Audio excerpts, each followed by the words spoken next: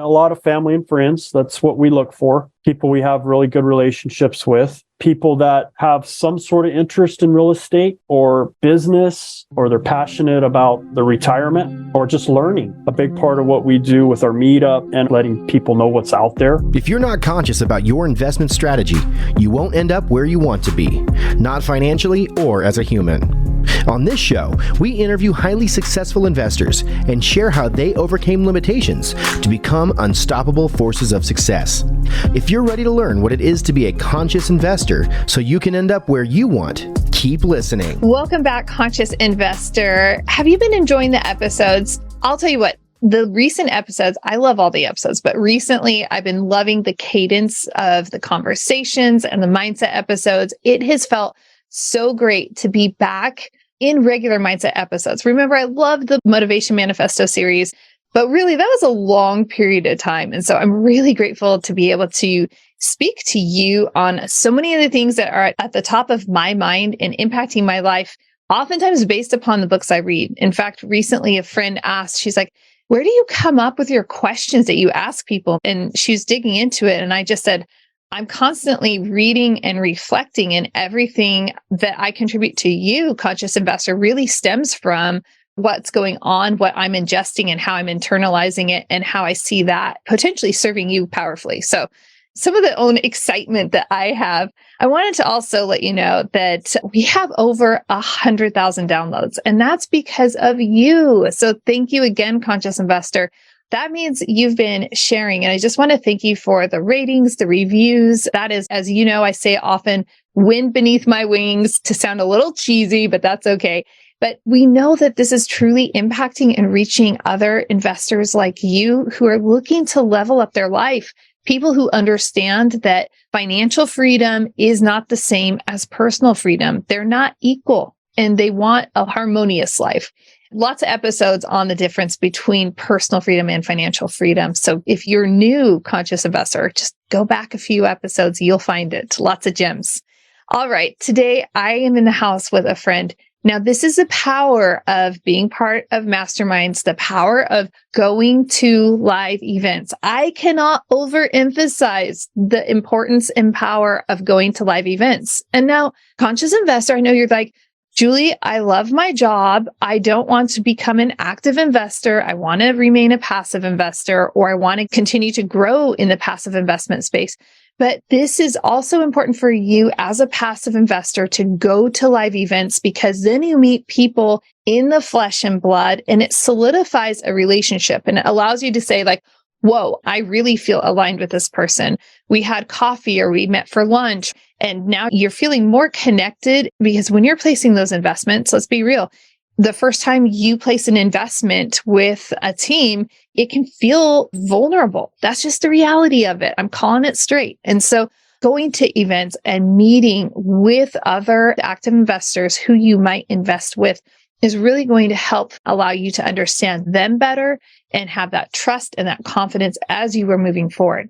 So as you know, I recently had the honor of emceeing the Pay It Forward event. It was in April in Denver. There will be another Pay It Forward event next spring of 2024. You want to make sure you go to that event. It's fantastic. But that's where Colby and I finally had an opportunity to meet in person. And it's always just such a delight when you meet somebody in person. You're able to have conversation. And then we had follow-up conversation and some emails afterwards. And I'm like, gosh, we gotta have Colby on the show. So with all of that great introduction, Conscious Investor, I'd love to just welcome our friend Colby. Colby, welcome to the Conscious Investor. Oh, thank you so much, Julie. And yeah, that was an awesome conference. You did a great job. And it was an intimate setting, and that's what really allowed us all to meet and talk. And I just appreciate your warmth and your personality. You're just so upbeat, and it was awesome. Thank you. Made it fun. You and I were talking off air about different events. I just returned back from the Real Estate Wealth Builders Conference, which is just like next level phenomenal event. And you've recently gone to a different conference, and we had some different experiences. Why don't we just share that? Because as we're talking about events and encouraging you, Conscious Investor, to go, not all events are equal. They will all serve you. They are all good. However, I had this deep connection with so many people at RubeCon, And you went to a different event. We don't have to name it if we don't want to. What was your experience like?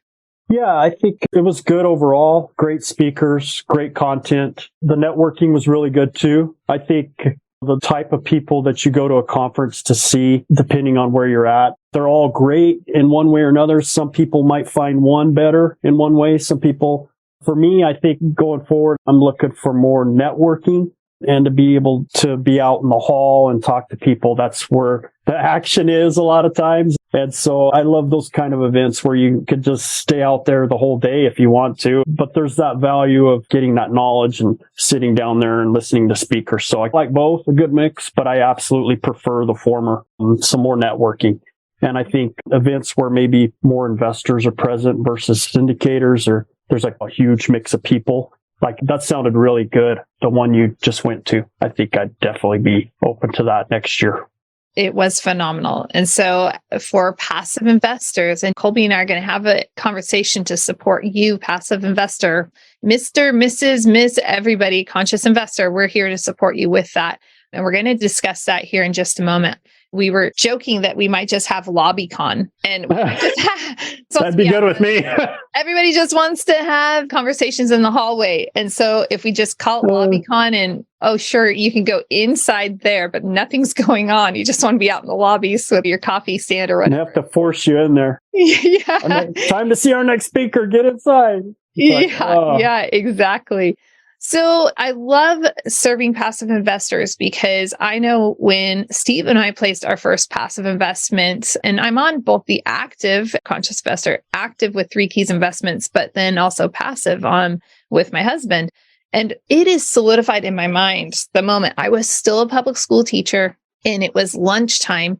I get this phone call from Steve and he's like, well, I hope it wasn't a scam. I hope that the money's there. It's all wired.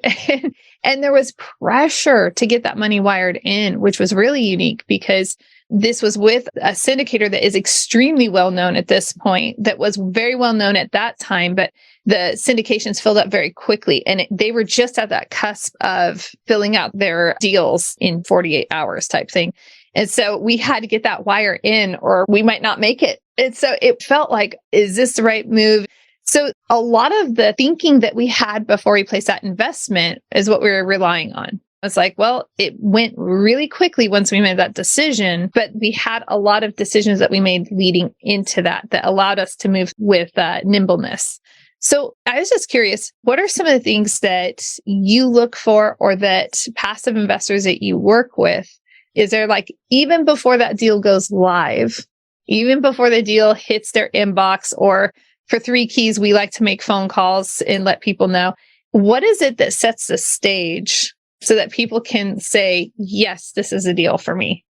Yeah, I think we're constantly doing that, reaching out by phone. That's the most important thing to our investors. We don't have a whole lot of investors that come in just off social media and that kind of thing. We do a 506B typically offering, but we're constantly engaging all our network and letting them know what's going on, newsletter. And then the phone calls are huge, saying, hey, we're working in this market. It looks like we're going to have some deals coming up. Just letting them know the kind of deal it is, what we're looking for. And I think in this market right now, it's focusing on stability, really good loan terms, and just a good stable asset with good value add. I think a lot of people are nervous about the banking and they're nervous about the economy. So having a deal that's got a good tenant base, maybe some real reliable income, cash flow is absolutely huge. And so we talk about that with all our investors, make sure they know that that's what we're looking at on every deal. And we say, hey, we're going to have one of these coming up, so be ready. That's really what we look for, just to keep them engaged.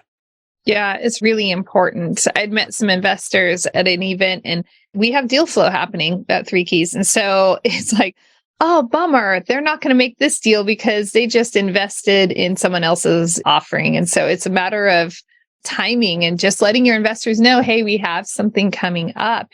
So conscious investor for you, that's one really important thing, right? Step 1, always make sure that you are connected with people, companies, operators that you believe are aligned with your values. Because if you're aligned with your values, you will feel more comfortable, more represented. And then you will be on their distribution list. You're not going to be, like I always say, hey, you missed the deal because you're not on the investor list for Three Keys Investments. Same thing for Colby, Mountain Bridge Capital. If you're not on the list with 506B offerings, you're not going to even know that there was a deal. You're not going to get that heads up that there's something coming down the pipe. That's right. That's the beauty of a 506C. You can go out to everybody and do that. We're working towards that, but we're not quite there yet. What would lead your company into a 506C offering? Yeah, so that's definitely where you want to have a more of a social media presence and really have that niche nailed down. And so with the 506B, of course, it's family and friends, and you can bring them in, but you can also bring high net worth investors. So it's a good mix. That's why we like it, because we have a lot of those relationships that we've built that we want to continue bringing into those deals. But over time, I think the challenge is trying to get more and more people that are accredited investors, meaning they have that net worth and they have that liquidity to come into the deals. So that's what we're looking for. All right, conscious investor, this is a reality right here for you. So point number 2 here that I'm just going to throw out there is that oftentimes, like as companies are growing and maturing, they're growing and maturing with their minimum investment amount. They're growing and maturing with the sophistication of their investment package. And so when you hop on board and you align with different teams early on, you're going to have more opportunity. So like with that 506B, if you're not accredited, you can be involved in that. But the moment Mountain Bridge Capital goes into a 506C offering, you're no longer going to get into their offerings. You're going to have to sit those out and be on the sidelines. But if you're in those 506B offerings and you're growing with them, your net worth is growing with, right? So I know you follow along with this, conscious investor. You don't want to be on the sidelines. You want to be active, engaged, investing so that that net worth is growing. And if you're doing that alongside a company as they're growing, you're going to reach those little thresholds so that you can be accredited and participate in their investments. Yep, absolutely. Yeah, that's really key. I have to throw out, we made a fierce decision to only offer 506B investments at Three Keys. Okay. And it's an interesting decision, but we had a 506C last year and we had a lot of sophisticated investors on the sidelines that were disappointed. And so we're like, our heart and our mission and vision is to serve all investors. So it's a little bit gutsy and conscious investor. That means that we really need your support. Accredited investors can come play in the sandbox, but it really opens that door.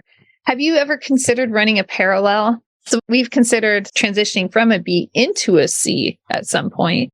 Yeah, we looked at that on our Las Cruces property. We thought about doing that, and we went ahead and stuck with the 506B because that seemed to be mostly who our investors were. Yeah. And switching that, I think, would have brought in a lot of complications and probably wouldn't have worked out too well for that particular deal. But I've heard of people being very successful at it, starting with the 506B and then transitioning to that. I think that's something we would look at into the future for sure. Yeah, it's amazing the options that are out there and even how some of the interpretation and some of the regulations have been, people are looking at them in a little bit different way. So always have to be cautious. Yeah, and I know there's a cost in there too with your syndication attorney. Once you switch over, you've got a lot of extra. And I think that was part of the thing too, was when we did that, we were going to have to change the whole offering, the PPM, everything. And depending on your timing, that makes it real challenging. So let me ask you this. I know that we have some criteria at Three Keys Investments for our investors because we're trying to build a culture. We attract a particular type of investor who really wants to impact the world while growing their wealth. Like, what are the types of investors that you're trying to attract into your community? Yeah. So basically a lot of family and friends. That's what we look for. People we have really good relationships with. People that have some interest in real estate or business, or they're passionate about the retirement or just learning. A big part of what we do with our meetup and our newsletter and our educational format is just letting people know what's out there, educating them, telling them, hey, there's this thing other than the stock market that you can invest in. And it's pretty stable. It doesn't have a lot of the volatility and the craziness that you deal with day to day. And then also trying to gear it both ways, because you have people that want to be passive. You have people that want to be active, and letting them know, hey, you can be active. Here's how you do it. And we'll be glad to share everything we're doing and let you know and guide you on the way. So I see both sides. And I think it's just awesome to be able to help people out regardless of which way they're going. And it doesn't have to be one or the other. They can do both, which is beautiful, especially if they have some capital. They can invest passively. They can also be learning as they're investing. We do some JV deals, smaller deals, where they can come in and participate with us. So that's the amazing thing about multifamily is there's so many ways you can do it. Responded to an email to an investor today just about this is why we love real estate. I mean, there are just so many options out there. It's really only limited by your creativity. Yes, that's absolutely right. But yeah, back to your main question of who it is. I mean, I think it comes down to people that really want to help themselves in some way. They're looking for something. They need some guidance, and that's who we look for. It's so nice. Conscious investor, isn't that great? So that's something that you're looking for. Maybe a third point here when you're looking at passive investments, right? Is this team going to support me in my own growth, my own personal growth as an investor? Are they going to help educate me so that I can expand all of what I am doing in the investment space? Because maybe you're starting out with, I really don't understand it, but I know enough to get started. And now if I'm aligned with a team that wants to educate me, I can do even more. That's really powerful. Yeah. So you and I were talking off air a little bit also just about some of the things you look for, like as you're pursuing potential like LP opportunities and such. What are some of the things that you are looking for in those deals that come through your inbox? Yeah, obviously, operator that's been through it, experience, they've got the track record. They've been full cycle on a deal, which means they've bought it, they've sold it, maybe refinanced it, but they've done that. But I think more than that, it's just the transparency. Are they responsive? I think that's a huge key factor. Are they keeping their investors informed along the way of what's going on? Are they telling them the good, the bad, the ugly? I mean, for example, I could say on our Las Cruces property, it was a pretty tough haul for our first year, over a year. And one thing that really helped us was just letting people know every month of what was going on, having that webinar, hearing our voice. So you're telling me this asset you guys acquired, the Las Cruces, and for the first year, you held webinars every month? We still do. And I think that's really been key for our investors is just keeping them informed and updated. And so it's basically just a Zoom call where they can come in, ask questions. Usually we don't have a whole lot, but it's a couple. But the great thing is once it's done, we have it recorded and then that goes out along with the monthly report. By all means, we're not the best operators. There's much more experience out there, but I think I've heard of a lot of operators not doing that. And that concerns me. Like if I was going into a deal, I would want to know that they're going to do something like that. I mean, the quarterly newsletter coming out every quarter, that wouldn't be enough for me. And I'm not heavy lift on the Las Cruces. It was. Okay. It was pretty brutal for about a year. I think we dropped to 65% occupancy last May or June. And yeah, it was a huge challenge. We're up to 90% now, knock on wood. We've made it through it. We're cash flowing. We've actually been doing distributions all along, but now our receivables are way down. And what's really saved us is the seller carry note we got. We got a great loan. We didn't do the bridge, which we may have done if we would have done the deal. A lot of people would have done a bridge with a heavy lift. So that's amazing. It would have been the only option. And I think we would be real trouble for a while. But with interest rates rising. With the interest rates, 9% or whatever they are now, that would have been really tough. Yeah. But the loan saved us. So most property managers aren't contractors. That's not what they do. I think they have some of that knowledge and they can do turns here and there. But when it got to that point, we really had to jump in and get 3 or 4 contractors going to turn that thing around. And we were doing 8 to 12 turns a month. And that's really what saved it and got us out of the hole. It was a heck of a learning experience. And that just takes you into the next project so much stronger. Everything else is going to seem so much easier. Yeah. And that knowledge of knowing what to look for now. What investors want. Right. I always think the first couple of deals, I would always say, oh, the deal's going to close. And I basically had like this is the day it's going to close. And I quickly, I didn't quickly because it took me the first 2 deals to realize like these timelines are very fluid. Lots of things can happen. Our projected close might be June 15th, but we might not close until June 23rd. Right. It's such huge assets. One thing we're in the process of ground up development right now. And that is something every month we send out a newsletter that really chronicles exactly what's taking place, the good, the bad, the ugly, because there are setbacks, there are gains, there are so many moving parts. We want the investors informed. However, on our stabilized assets, we do send out quarterlies because we're like, there isn't any. Not too much to talk about, I guess. Not much to talk about. That makes sense. I have to say, I do appreciate having that much to talk about. No news is good news, right? But yeah, exactly. Yeah. Yep, that's a good point. I think we're probably heading there relatively quickly. We might still do the monthly. I don't know. We haven't decided. Well, it's part of culture. And we've definitely considered doing just a monthly investor get together. So that's really cool. So you're looking at, when you're evaluating all the deals, because you and I both have, and Conscious Investor, you might be at this point too, where I just have all these deals in the inbox, and it's like, how do I even know where to start? Like, there are so many opportunities out there. So you're like, hey, I want to know what somebody's experience is. I want to know what their track record is. And when you're evaluating the deal, and when you're looking through some of those offerings that come through the inbox, what would allow something to stand apart for you to say, okay, I want to look into this one more? Yeah, I think right now, probably the debt. Assumable is probably the first one, or maybe a seller carry. But there's agency, which is good. The issue right now is the leverage on these deals.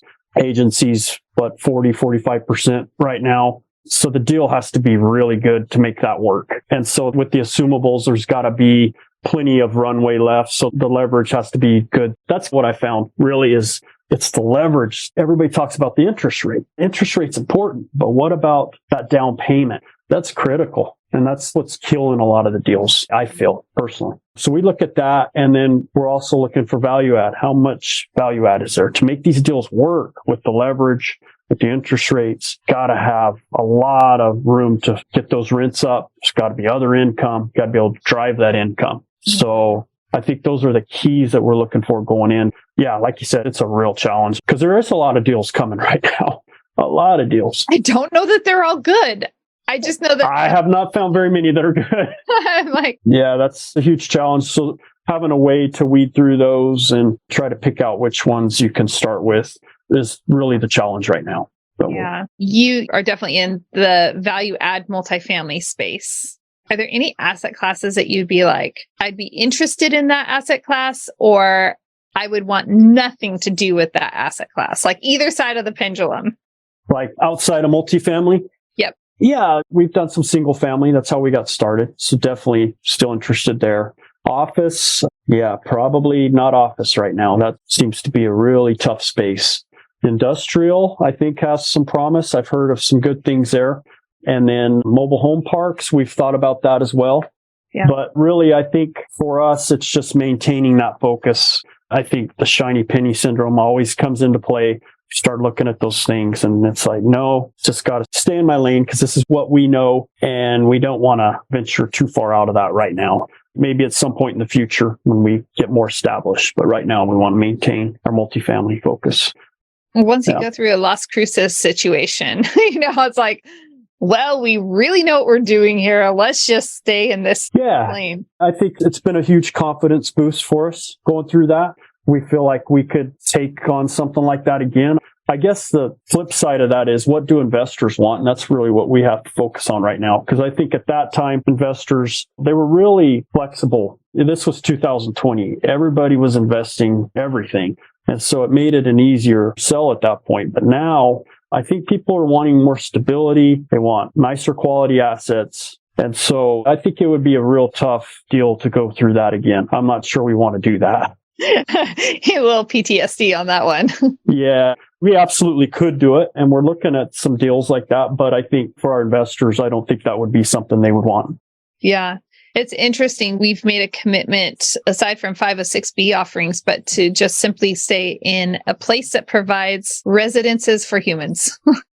So we're in multifamily and we're in assisted living, and there are other asset classes that are so like shiny object, but like we want to stay in something very specific. Like you're saying, like, okay, we're going to stay in this lane and we're going to be so good at it. And that's what we're going to do.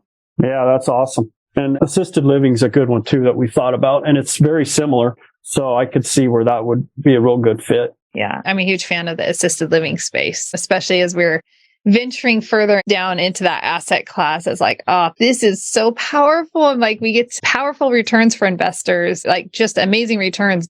Yeah, it's a really cool story that you can tell on those for sure. Yeah, it's really neat.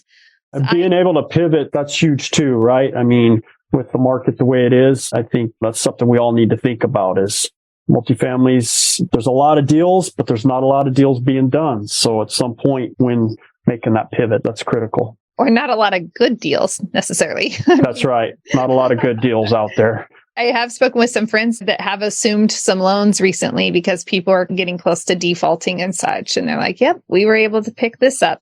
So there's some interesting opportunities on the horizon in the multifamily space. Yes. I think there's going to be some more coming for sure. Yeah. We're looking forward to that. Yeah. Lots of fun. Colby, it's been so fantastic. I cannot believe Conscious Investor, you listen all the time. I'm like, where did the time go? Colby, is there anything else you'd like to add to the conversation? No, I just really appreciate you having me on. This is awesome. Awesome forum. And honestly, just a blessing. Thank you so much. Yeah. If people want to reach me, we're at colby@mountainbridgecapital.com. That's our email. We're on Facebook, LinkedIn. We do have an ebook on our website. So there's a point to where you have all the information you need. And for transformation to take place, you must take action. So go pick up the ebook on the Mountain Bridge Capital website, read it, understand it, and then take action, because you don't know what's up the block and around the corner unless you actually take a step towards the block, the end of the street, right? And so you can pivot at that point, but you have to be taking action. So please make sure you do that. Conscious Investor, it has been awesome having you on the show, like joining us once again. And I want to encourage you, if you have not already connected, what are you waiting for? It's really funny. I had one of you conscious investors came over to the 3 Keys Investments website.